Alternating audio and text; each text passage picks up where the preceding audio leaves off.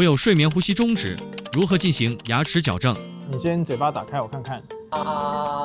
好像你这种呢，这个牙床、牙弓比较窄的人呢，如果要做牙齿矫正的话，我们可以先考虑微型的骨钉加上上颚的扩张器，让我们的上颚牙弓变得更宽，让我们的上颚有更多的地方把我们的凌乱的牙齿把它排回来。矫正完之后，不只是可以变得比较美观，而且睡眠呼吸也可以获得改善。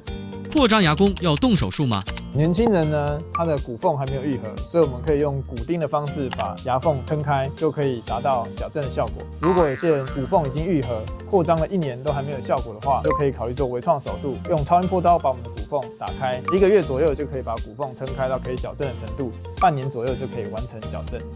追踪徐医师，一夜好眠不打呼。